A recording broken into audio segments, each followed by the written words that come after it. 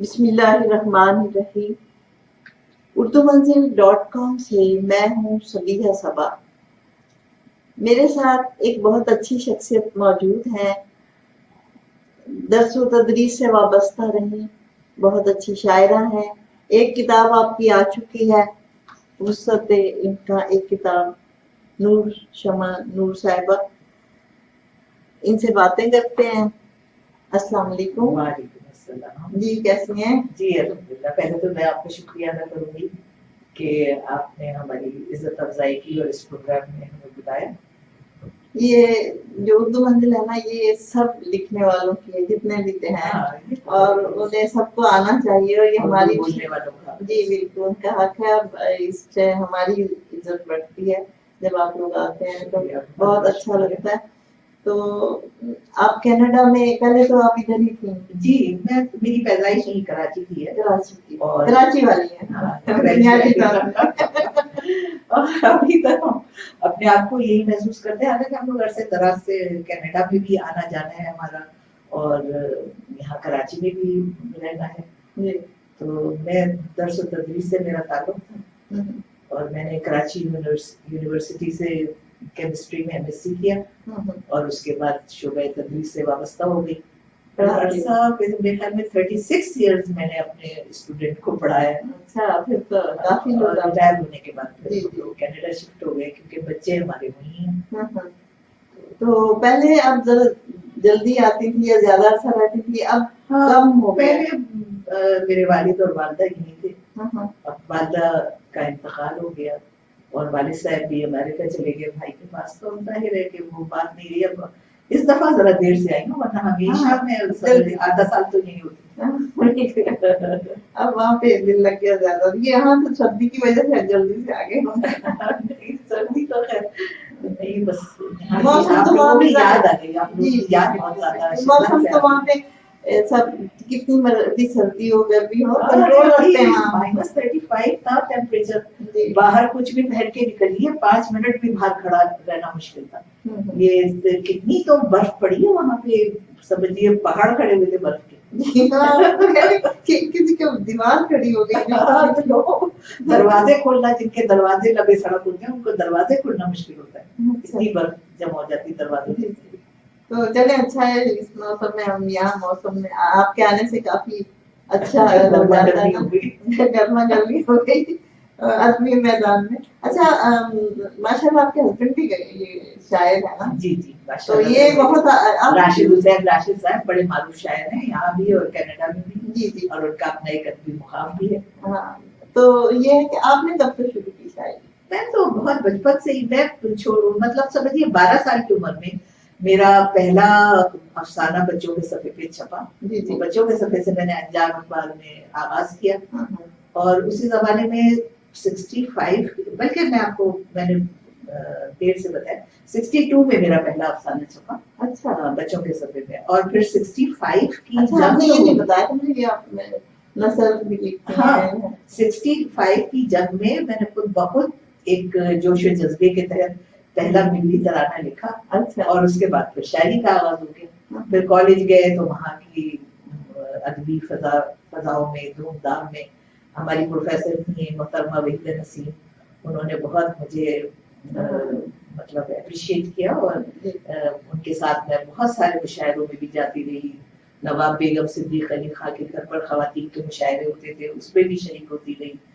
اور جب کراچی یونیورسٹی گئی تو اس زمانے میں وہاں پروین شاکر بھی تھی ہمارے دور میں، تو ان کے ساتھ بھی میں نے بہت سارے مشاعروں میں شرکت کی، انعامات حاصل کیے، ٹرافیاں لی ان کے ساتھ. تو وہ سب پرانی یادیں جو ہے وہ کراچی سے وابستہ ہیں. تو اب ساتھ کچھ تھوڑا سا کلام بھی سنتے جائیں اور ساتھ ساتھ باتیں کرتے ہیں. ٹھیک ہے. تو میں آپ کو پہلے اپنی تازہ ترین غزل سناتی ہوں، ارشاد. جو ابھی میں نے چند دن پہلے. جو مرضی آپ سنائیں، کیونکہ جو نئے سننے والے ہیں ان کے لیے آپ کی پرانی کتاب کی بھی سب چیزیں تازہ. ہاں جی بالکل. لیکن وہ میں نے کچھ مطلب ایک ایسے جذبے کے تحت لکھی، مجھے خود بھی اچھی لگ رہی ہے. جو دل چاہے وہ سنائیے. تعبیروں کے رنگ محل میں خوابوں کی مدہوشی، تعبیروں کے رنگ محل میں ख्वाबों की मदहोशी, मायूसी की घोर गुफा में जज्बों की रूपोशी, मायूसी की घोर गुफा में जज्बों की रूपोशी, ठंडी बेहिस पुरवाई का वही पुराना राग, ठंडी बेहिस पुरवाई का वही पुराना राग, मन के अंदर दुख फैलाती यादों की सरगोशी, मन के अंदर दुख फैलाती यादों की सरगोशी, बाहर हंसता शोर मचाता आवाजों का जंगल, बाहर हंसता शोर मचाता आवाजों का जंगल, अंदर कुंडली मार के बैठी पथरीली खामोशी, अंदर कुंडली मार के बैठी पथरीली खामोशी, बाहर हंसता शोर मचाता आवाजों का जंगल, अंदर कुंडली मार के बैठी पथरीली खामोशी, अब तो कांटों ने है ठानी उनको करनी है, अब तो कांटों ने है ठानी उनको करनी है, तलवों के बेबाक लहू से राहों की गुलपोशी, तलवों के बेबाक लहू से राहों की गुलपोशी, जो सामने बैठे ना वो भी दाद नहीं दे रहे।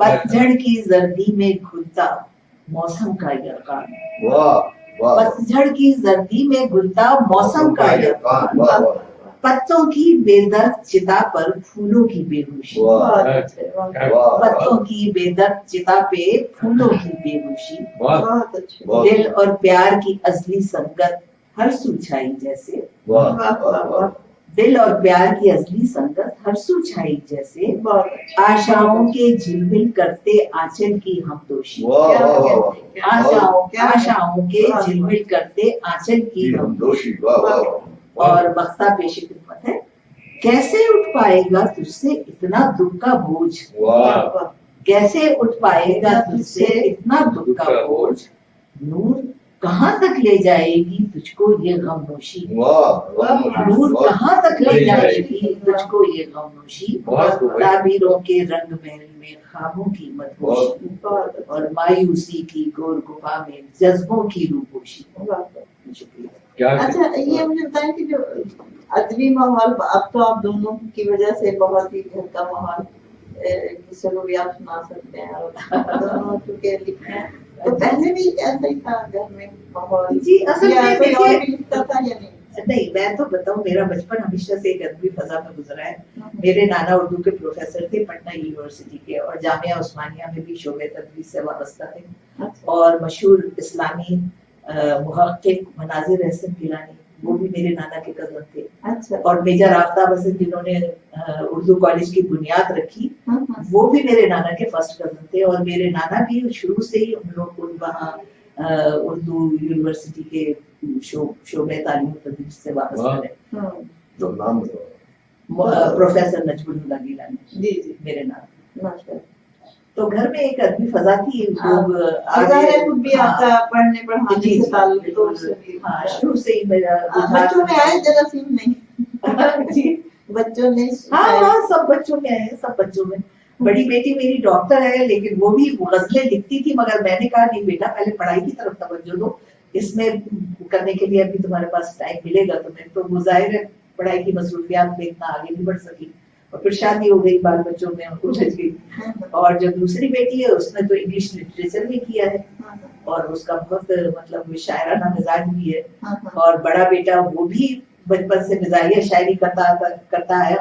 स्कूल के बच्चे उसको अकबर इलाहाबादी कहते थे। अब वो आजकल ड्रामों में एक्टिंग कर रहे हैं, टोरंटो के चैनल से उनका एक ड्रामा भी अभी आ रहा है। और छोटा बेटा भी जो है उसका भी रुझान है, वो भी नस्ल लिखता रहता है। बहुत अच्छी, उसमें शायरी का नहीं है मगर वो नस्ल में आगे। वो तो एक ही बात है ना, ये तख्लीकी है जी, तख्लीकी उनसे मेरे सारे बच्चों में। तो आपने अपनी मतलब आपकी बात से लगा कि बेटी को रोका आपने? हाँ, वो असल में शायरों की पढ़ाई इतनी मुश्किल होती है ना, मैंने कहा ये इनको जो मेडिकल में वो टाइम नहीं मिलता। हाँ, बल्कि यही बता, लेकिन हर शोबे में बहुत तालीम जो है ना बड़ी अच्छी तालीम हो रही है, और बच्चे बड़ी तवज्जो से पढ़ रहे हैं, तो उन्हें टाइम नहीं मिलता। ये कि तबीयत में शायराना रुझान होते भी इतना वक्त नहीं मिलता बच्चों को पढ़ाई की मसरूफियात। تو بعض تو بالکل ہٹ جاتے ہیں، ہمارے بچے تو بالکل اس طرح کہتے ہیں آپ کریں وہ. مجھے تو لگتا ہے میری پوتی بھی شاعرہ بنے گی، کیونکہ وہ تو سوتے وقت خود ہی گا گا کر سو جاتی ہے لوری. اچھا تو پھر اور کچھ ہم سنیں گے بلکہ اب 2 سنائیے.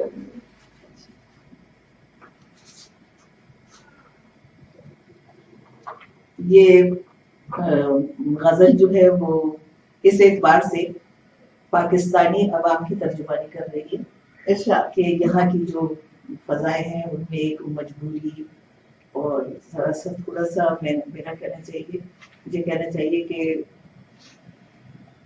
لوگ مشکل سے زندگی بسر کرتے ہیں، غربت کے بوجھ سے. جی ظاہر ہے کہ آپ یہاں پہ رہتی رہے ہیں اور آپ سب کچھ سمجھتی ہیں یہاں کے معاملات کو.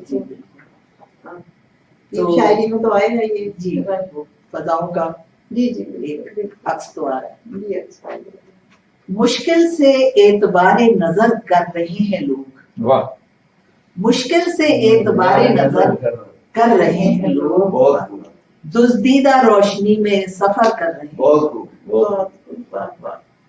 سہمی ہوئی فضاؤں میں جینے کی تہمتیں، سہمی ہوئی فضاؤں میں جینے کی تہمتیں، مجبوریوں میں شام و سحر کر رہے ہیں لوگ. کیا کہنا پھر بڑی بات. سہمی ہوئی فضاؤں میں جینے کی تہمتیں، مجبوریوں میں شام و سحر کر رہے ہیں لوگ. سننے کے باوجود فضاؤں کی بازگشت، سننے کے باوجود فضاؤں کی بازگشت، طوفان بدوش ریت میں سر کر رہے ہیں لوگ. کیا کہنے، طوفان بدوش ریت میں سر کر رہے ہیں لوگ. سب پس رہے ہیں درد کی چکی کے پاٹ میں، سب پس رہے ہیں درد کی چکی کے پاٹ میں، ایک دور ابتلا میں بسر کر رہے ہیں، ایک دور ابتلا میں بسر کر رہے ہیں لوگ. وہ سیل آب سر سے گزرنے کو ہے کھڑا، وہ سیل آب سر سے گزرنے کو ہے کھڑا، دریا کی رہگزار پہ گھر کر رہے ہیں لوگ. کیا کہنا، دریا کی رہگزار پہ گھر کر رہے ہیں لوگ. کیا کہنا بہت. سائے کے نام پہ غم دورہ کی دھوپ میں، سائے کے نام پہ غم دورہ کی دھوپ میں، شیشے کے سائبہ میں گزر کر رہے ہیں، شیشے کے سائبہ میں گزر کر رہے ہیں لوگ. اپنی ہی وحشتوں کے ہیں آزاد میں گھرے، اپنی ہی وحشتوں کے ہیں آزاد میں گھرے، اپنے ہی گھر کو زیر و زبر کر رہے ہیں، اپنے ہی گھر کو زیر و زبر کر رہے ہیں لوگ. لا علم ہے کہ جہل کے اوہام میں ہے گم، لا علم ہے کہ جہل کے اوہام میں ہے گم، تاریکیوں سے کسب ہنر کر رہے ہیں، تاریکیوں سے کسب ہنر کر رہے ہیں لوگ. اور وقتہ پیش خدمت ہے. محرومیوں کے مد مقابل کھڑے ہیں نور، محرومیوں کے مد مقابل کھڑے ہیں نور، ایک پنجہ آزمائی مگر کر رہے ہیں لوگ، ایک پنجہ آزمائی مگر کر رہے ہیں لوگ. مشکل سے اعتبار نظر کر رہے ہیں لوگ، دزدیدہ روشنی میں سفر کر رہے ہیں. بہت نظمیں بھی لکھتے ہیں. جی نظمیں تو کچھ بہت نظمیں لکھی ہیں. کہہ تو ایک جو افسانہ نگار ہوتے ہیں وہ نظمیں بہت لکھتے ہیں. جی جو بھی لکھ رہے ہیں. ہاں ایک تو میں آپ کو نئی نظم سناتی ہوں. پرانی نظمیں تو سب میری کتاب میں بہت لوگوں نے پڑھی ہیں.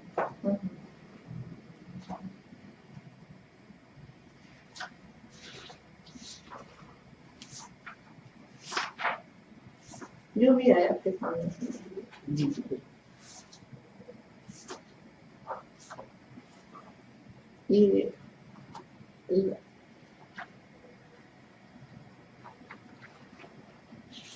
وسعت ان کا آپ کی کتاب نور شمع نور، نئے آداب سکھا دے انہیں اے گرد سفر، تا کرام تابا کرام وسعت ان کا رہیے.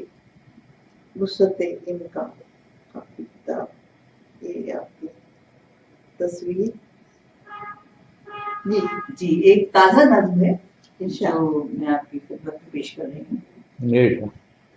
سہمی سہمی ہوئی آنکھیں ہر دم، ناروا وقت کے چہرے پہ جمی رہتی ہے، ہر نفس ایک نئی محرومی جان، کاسے دل میں فقط درد زیاں، کیا ہجر کی رات کے ٹوٹے ہوئے پیمانے سے، ہجر کی رات کے ٹوٹے ہوئے پیمانے سے ظلمتیں رستی رہیں بڑھتا رہا درد نہاں، ظلمتیں رستی رہیں بڑھتا رہا درد نہاں، کھو گئے چشم تمنا کے گوہر، کھو گئے چشم تمنا کے گوہر، اور ہوتا ہی رہا خون جگر، زندگی شعلہ فشاں گریہ کنا گزری ہے، جو بھی گزری ہے فقط درد گراں گزری ہے، زندگی شعلہ فشاں گریہ کنا گزری ہے، جو بھی گزری ہے فقط درد گراں گزری ہے،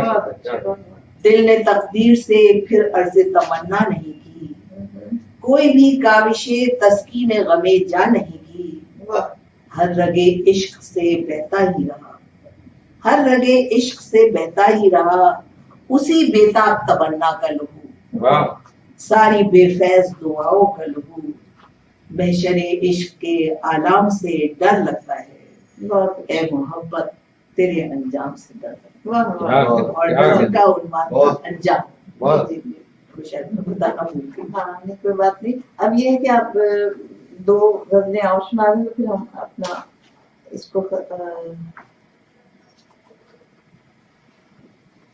دو اگر آپ اس میں سے سنا دیں کتاب نہیں میں یہ ابھی اچھا غالب اکیڈمی کے تحت ایک مشاعرہ ہوا تھا، اچھا تازہ اس کے اثر میں ہے جی، جو تو لکھا ہے وہ میں غزل پیش کرنا چاہتی ہوں جو جب ہم لکھتے ہیں وہ جو اچھا کلام ہے اس کے اثر میں رہتے ہیں نا، جو ہمیں پسند ہوتا ہے، نہیں پسند تو سارے نہیں ہوتے، ہر چیز تو نہیں اچھی ہوتی، ہاں لیکن جو زیادہ پسند آئے، لیکن ماں کو تو اپنے سارے بچے اچھے لگتے ہیں، چلے آپ کو اچھے لگتے ہوں گے، بہت چیزیں ہم بیچ میں سے نکال بھی دیتے ہیں شاعری میں سے اور تبدیل بھی کرتے رہتے ہیں اور اس کو بناتے سنوارتے رہتے ہیں۔ جی تو مرزا غالب کی زمین میں ایک غزل، ہمارے ہی مقدر میں وہ دشتے بے امان کیوں ہو، ہمارے ہی مقدر میں وہ دشتے بے امان کیوں ہو، ہماری زیست کا سارا سفر یوں رائے گا کیوں، ہماری زیست کا سارا سفر یوں رائے گا کیوں، ہمارے ہی مقدر میں وہ دشتے بے امان کیوں ہو، ہماری زیست کا سارا سفر یوں رائے گا کیوں، ابھی تو بیج کی کوپل میں ہے ذوق نمو باقی، ابھی تو بیج کی کوپل میں ہے ذوق نمو باقی، پھر ایسی مزمحل مٹی ہی میری کشتے جان کیوں ہو، پھر ایسی مزمحل مٹی ہی میری کشتے جان کیوں ہو، نہیں ہے برق و بارہ سے مفر اس آشیانے کو، نہیں ہے برق و بارہ سے مفر اس آشیانے کو، ہمارے سر چھپانے کو شکستہ صاحبہ کیوں ہو، ہمارے سر چھپانے کو شکستہ صاحبہ کیوں ہو، نہیں ہے برق و بارہ سے مفر اس آشیانے کو، ہمارے سر چھپانے کو شکستہ صاحبہ کیوں ہو، بہت مدت کے بعد آیا سمجھ میں اہل گلشن کو، بہت مدت کے بعد آیا سمجھ میں اہل گلشن کو، جو پھولوں کو مسل ڈالے چمن کا باغباں کیوں ہو، جو پھولوں کو مسل ڈالے چمن کا باغباں کیوں ہو، ہے جب تک جستجوئے آرزو کا سلسلہ قائم، ہے جب تک جستجوئے آرزو کا سلسلہ قائم، بھٹکتا کارواں راہوں میں گردے بے نشاں کیوں ہو، بھٹکتا کارواں راہوں میں گردے بے نشاں کیوں ہو، نہ جانے منتظر ہے کب سے صبح نو کی نوخیزی، نہ جانے منتظر ہے کب سے صبح نو کی نوخیزی، تو پھر یہ نیند مہوے تم دیے خواب گراں کیوں، تو پھر یہ نیند مہوے تم دیے خواب گراں کیوں، اور مقطع پیش خدمت ہے، ابھی تو نور دل میں حسرت تعمیر زندہ ہے، ابھی تو نور دل میں حسرت تعمیر زندہ ہے، میرا ختم سفر بے وجہ مرگے ناگہاں کیوں ہو؟ کیا واہ۔ کہتے ہیں، واہ، میرا واہ، ختم سفر بے وجہ مرگے ناگہاں کیوں ہو؟ واہ، ہمارے ہی مقدر میں وہ دشتے بے اما کیوں ہو؟ واہ، ہماری زیست کا سارا سفر یوں رہے گا کیوں؟ بہت اچھی، بہت اچھی۔ بہت ایک اور سنائیے پھر ہم آپ سے اجازت لیں گے۔ جی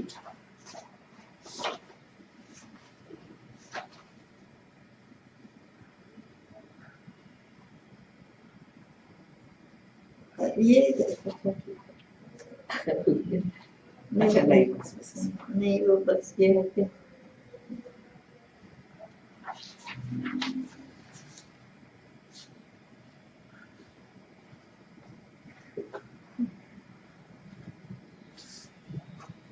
ایک اور نظم سناتی ہوں۔ ارشاد ارشاد۔ تابت سوتے رہو خاک نشینوں تم سب، واہ، تابت سوتے رہو خاک نشینوں تم سب، کیا روح ایک عالم معروف میں گم، واہ، اپنے مسکن کی اسی خاک میں مجبور محض، واہ، اپنے مسکن کی اسی خاک میں مجبور مجبور محض، محض، بے قرار وقت کے ٹھہرے ہوئے سناٹے میں، کیا کہنے واہ، خاموشی گنگ ہے افکار ہے سب مغربلا، واہ، تنگ و تاریک سیاہ ہے محبس، واہ، جس میں احساس کی کرنیں بھی نہیں، جس میں انداز بغاوت بھی نہیں، جس میں احساس تراوت بھی نہیں اور لطافت بھی نہیں، واہ، واہ، وہ تو ہے خاک نشین سوئیں گے وہ تابہ ابد، واہ، تم تو زندہ ہو مگر آؤ کچھ ثبوت تو دو، واہ، واہ، وقت پھر پوچھ رہا ہے وہی نازک سا سوال،